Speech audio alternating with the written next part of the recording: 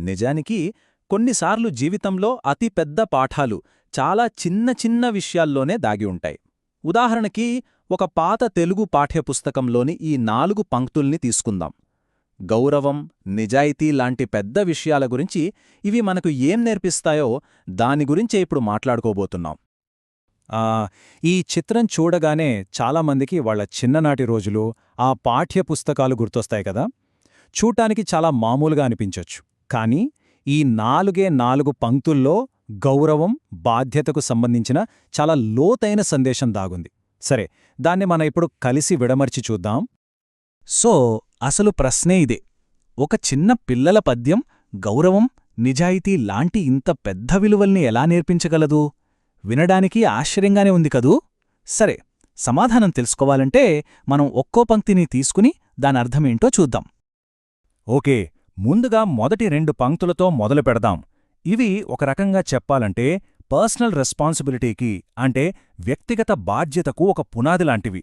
ఒక పుస్తకాన్ని ఎలా చూసుకోవాలో చెప్తాయనమాట. ఇదిగో, ఇది మొదటి పంక్తి. పుస్తకముల నీవు పూవోలెను చూడు. ఈ మాటలు కేవలం ఒక సలహా కాదు, ఇవి మన ఆలోచనా విధానాన్ని మార్చేవి. దీని అర్థం చాలా సింపుల్ అండి. పుస్తకాలను ఒక పువ్వులా చూసుకోవాలి. అబ్బా, ఎంత శక్తివంతమైన పోలిక కదా!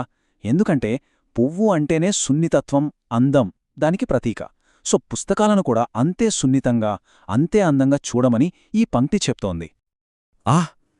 పువ్వు ఓలెను అనే ఆ ఒక్క పదంలోనే ఎంత బలముందో చూడండి. పుస్తకాలంటే కేవలం కొన్ని కాగితాల కట్టకాదు, అవి జ్ఞానాన్ని, అందాన్ని మోసుకొచ్చే సున్నితమైన వస్తువులు అని మనకి నేర్పుతుంది.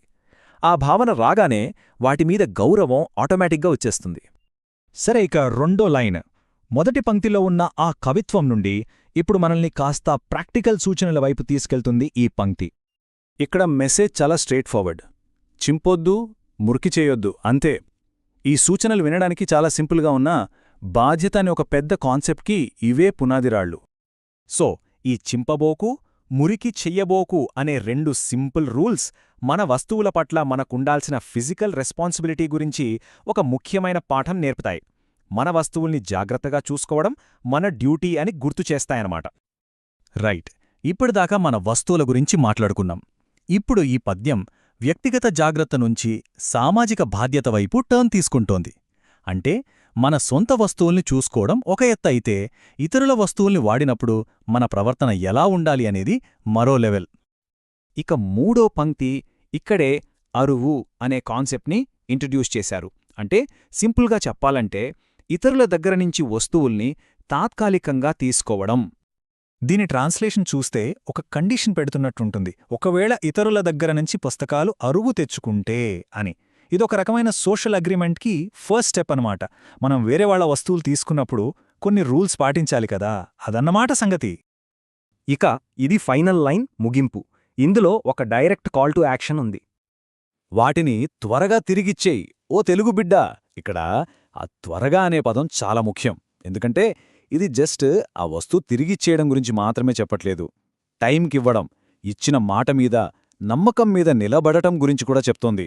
నిజాయితీకి అసలు పునాది ఇదే కదా. సో ఈ చివరి 2 లైన్లు అరువు తీసుకున్న వాళ్లకి ఒక క్లియర్ రూల్ బుక్ లాంటివి. ఫస్ట్, ఆ వస్తువు మనది కాదు, వేరే వాళ్లది అని గుర్తించడం. సెకండ్, దాన్ని మన సొంత వస్తువులాగే జాగ్రత్తగా వాడటం. అండ్ ఫైనల్గా టైంకి తిరిగిచ్చేయడం. ఈ 3 స్టెప్స్ ఫాలో అయితేనే కదా మనమీద నమ్మకం నిలబడేది.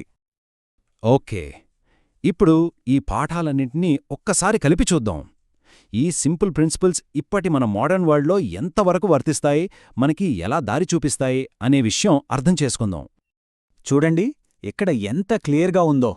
పుస్తకాలను పువ్వులా చూసుకోవడమనేది గౌరవాన్ని, జాగ్రత్తని నేర్పుతుంది. చింపవద్దు, మురికి చేయవద్దు అనేది పర్సనల్ రెస్పాన్సిబిలిటీని గుర్తుచేస్తుంది. ఇక త్వరగా తిరిగి ఇవ్వడమనేది నిజాయితీని, నమ్మకాన్ని నిలబెడుతుంది. చూడ్డానికి చిన్న చిన్న సూచనలే, కానీ వాటి వెనకున్న విలువలు చాలా పెద్దవి. కేవలం 4 పంక్తులు అంతే, కానీ అవి పర్సనల్ రెస్పాన్సిబిలిటీ నుంచి మొదలుపెట్టి సోషల్ ట్రస్ట్ వరకు ఒక కంప్లీట్ మారల్ ఫ్రేమ్వర్క్ని మన ముందు ఉంచుతాయి.